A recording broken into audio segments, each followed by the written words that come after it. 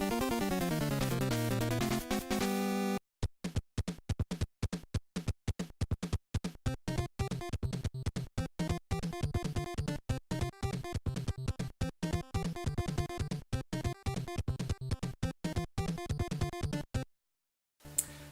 and welcome to Gameplay with me, Mr. Mercury. Gameplay is to be an episodic show based on video games old and new. Doesn't matter what platform, doesn't matter what genre the game is, as long as I own it, I'm going to review it. So I just want to start off just by telling you a little bit about myself, make it nice and quick. I've been playing video games ever since I was about 4 or 5 years old. The very first system I owned was a Woody Atari 2600, as weird as that sounds, and then I went on to the Atari 2600 Junior, I believe it's called, the plastic one. The very first game I ever completed was Pitfall 2, and there was always something about that game that always stuck with me. The music, I think, was quite unique at its time. The fact that the Atari 2600 both had sound effects and music playing in the background. Although I never made a system, ever since that point onwards, the NES, SNES, N64, you know, all Nintendo, Sony, PlayStation 1, 2, 3, 4, Microsoft Xbox 360, Xbox One, the original Xbox and Xbox One, as well as Sega Master System, Mega Drive, Saturn, Dreamcast, you know, pretty much all of them. So the idea of this is that my game reviews are to be as unbiased as possible. I do appreciate this is a pilot episode and that the production values aren't going to be fantastic, but I just hope that you enjoy it anyway. So, without further ado, I'm going to start with the first game in the series, which is Blue Shadow on the NES.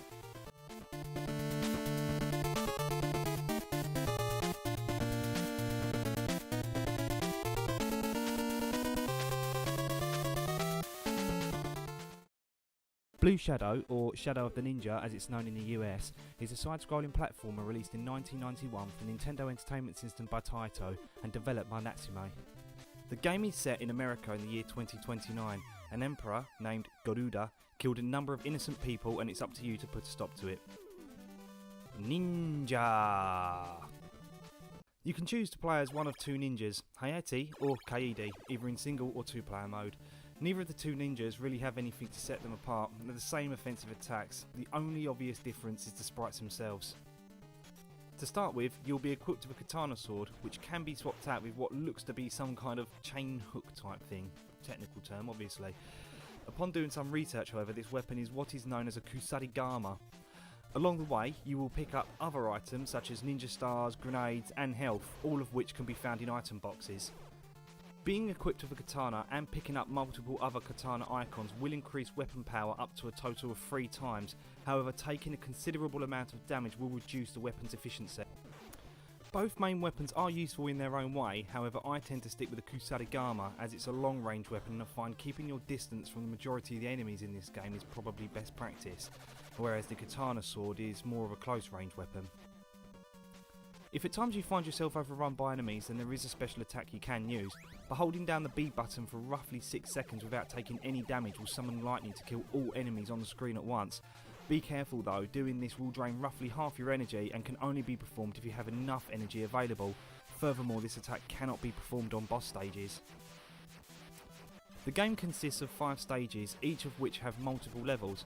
The majority of stages will contain a sub-boss and a main boss.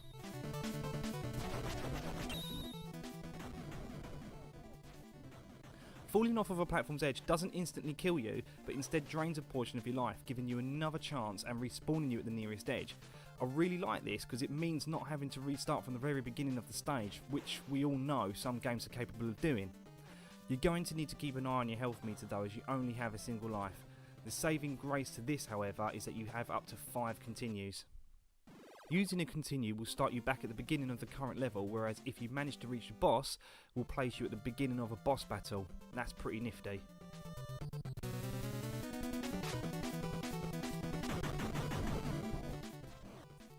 Unfortunately, I wasn't able to get past the stage 4 boss. This guy was tough, and I found that I couldn't quite judge his attack pattern of whereabouts he was going to land when he swooped down to attack.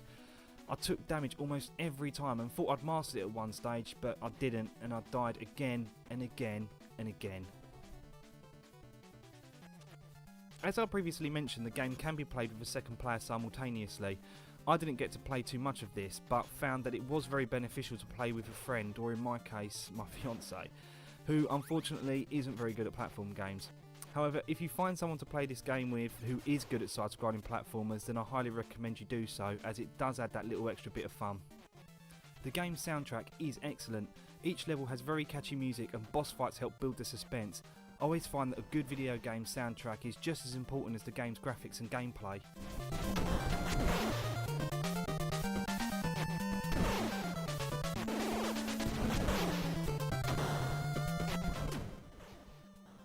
The character and enemy design have been handled very well. Everything has nice animations, not leaving a single thing out of place.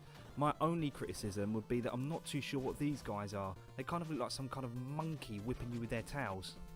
Back in the day, I found the game's graphics to be very nice, with a lot of attention to detail from the very go. Just look at stage 1 for example. The rain is an obvious observation, but the smaller details include the railing chains and flag blowing in the wind. Quite impressive for its time. One of my favourite stages from the game is stage 4. The all-round attention to detail is again really impressive for its time, and possibly had the best music in the entire game. I mean, just listen to this.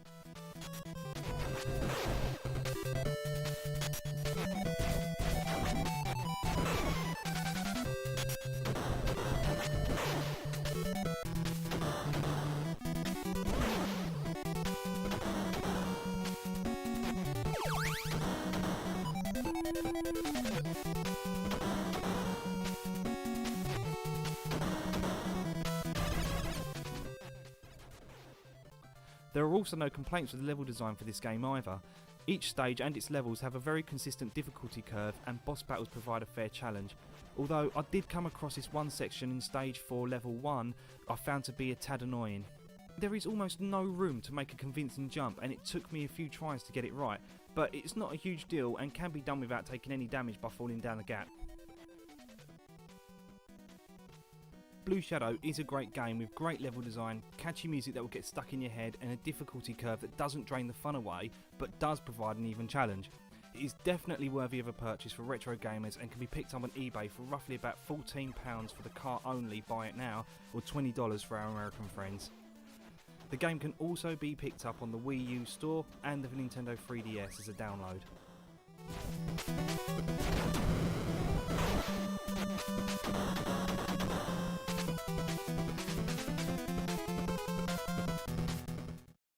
So there you have it, Blue Shadow on the NES. I hope you enjoyed this pilot episode of gameplay, and I do hope to see you again for the next episode. Bye for now.